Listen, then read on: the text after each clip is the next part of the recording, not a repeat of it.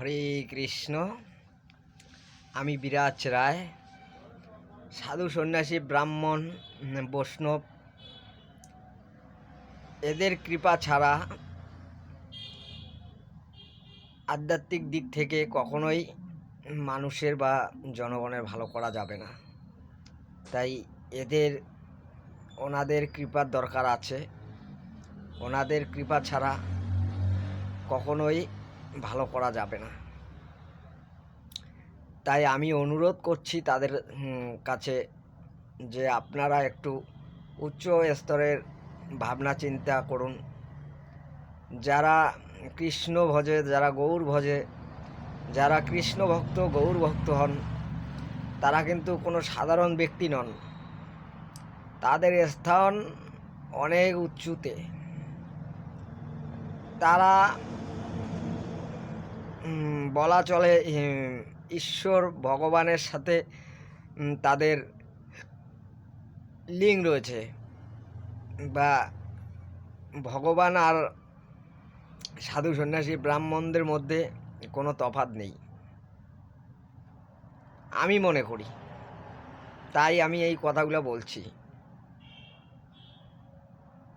তো এই জন্যই যারা কৃষ্ণ ভক্ত হন, গরুর ভক্ত হন, তারা কিন্তু অনেক উঁচু স্তরের মানুষ।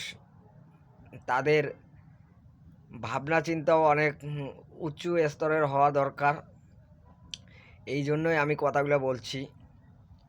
আর আপনারা যদি সেই উঁচু স্তরের চিন্তা ভাবনা বাদ দিয়ে যদি আপনারা নিম্ন স্তরের চিন্তা ভাবনা নিয়ে চলতে চান, তাহলে আপনারা ধর্মকে কিছুতেই রক্ষা করতে পারবেন না।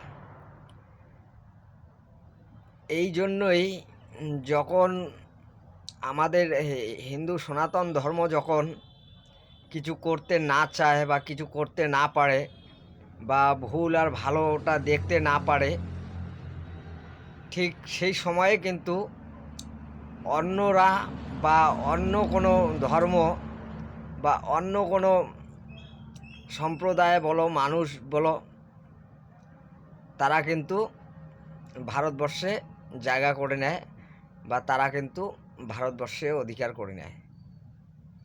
সেটা হচ্ছে হিন্দু সনাতন ধর্ম যদি সেটা দেখতে না পায় যে ভালো মন্দ, ভুল ভালো, সেটা যদি দেখতে না পায়, বা সেই অনুসারে যদি তারা যদি সেই ভুলটাকে যদি শুধরাতে না পারে, ভুলটাকে যদি সংশোধন করতে না পারে, তা সেই ভুলে আবার বাড়তে বাড়তে সেই ভুলটাই অনেক বড় একটা ভুলে পরিণত হয়ে যায়, যার কারণে তখন আর ধর্মের প্রতি মানুষের বিশ্বাস বা ভরসা ভেঙে যায়।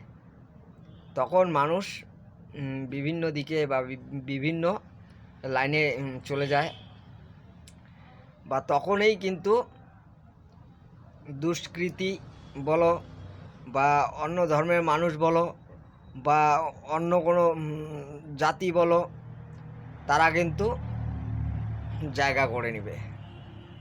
তা এই জন্যই আমি কথাগুলো বলছি।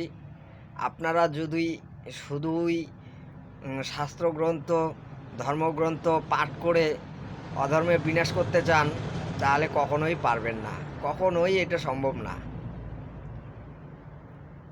এই জন্যই আমি কথাগুলো বলছি। তো আপনারা একটু চেষ্টা করুন, অপার চেষ্টা করুন, তা না হলে আপনারা কিন্তু ধর্মকে রক্ষা করতে পারবেন না। আজকে হিন্দু ধর্ম আকারে পূজা করে, মুসলিম ধর্ম নিরাকারে পূজা করে। হিন্দুরা গরুর পূজা করে, মুসলিমরা গরুর মাংস খায়। তো এইখানে দেখো, সৃষ্টির থেকে মানে একটা বিবাদ তৈরি করে রেখেছে। বিবাদটা কে তৈরি করেছে? বিবাদটা তুমি আমি বা আমরা তোমরা এইগুলা কেউ করি নেই। এটা কিন্তু সেই জন্যে এই কাজটা করে রেখেছে। তা সময় আসবে তোমরা নিজেরাই লড়াই করে মরবে। সেই পরিস্থিতি কিন্তু ভগবান তৈরি করে রেখেছে। তোমরা যদি ভালো করতে পারো তা ভালো করো, আর যদি ভালো করতে না পারো তা তোমরা লড়াই করে মরো, ঠিক না? আমরা গরুর পূজা করি, আর অন্য ধর্মের মানুষ গরুর মাংস খায়। আমরা আকারে পূজা করি, আর ওনারা দেবী দেবতার মূর্তি মানতে চায় না। আমরা অনেক দেবী দেবতার পূজা করি, ওনারা এক ঈশ্বরের প্রতি বিশ্বাসী। তাহলে এই যে বিবাদটা তো প্রথম থেকেই চলে যাচ্ছে। এগুলার কারণটা কি? এই কারণগুলা খুঁজে বের করতে হবে। এই কারণগুলা জানার বিষয় আছে, এই বিষয়গুলো তো জানতে হবে কেন এরকম করছে। ভুল আছে তাই তো আপনাদেরকে ভালো করতে হবে। ভুল আছে বলে ভুল দেখতে পারছেন, তাই আপনারা এই সমস্ত ভুলগুলো সংশোধন করার চেষ্টা করছেন। কিন্তু এগুলো তো বড় বড় ভুল। এই জিনিসগুলো দেখুন আগে, এই জিনিসগুলো বিচার করুন যে ব্যাপারটা কি। আমরা যে নিরাকারে, আমরা আকারে পূজা করছি, অন্যরা নিরাকারে পূজা করছে। আমরা গরুর পূজা করছি, অন্যরা গরুকে হত্যা করে মাংস খাচ্ছে। আমাদের ধর্মে অনেক দেবী দেবতা, কিন্তু অন্যরা এক দেবী দেবতার প্রতি বিশ্বাসী বা এক ঈশ্বরের প্রতি বিশ্বাসী। তারা একজনকে নিয়েই চলতে পারছে। ব্যাপারটা কি, কারণটা কি? এই বিষয়গুলা খুঁজে বের করুন। এই সম্বন্ধে মানুষের মধ্যে কিছু আলোচনা করুন।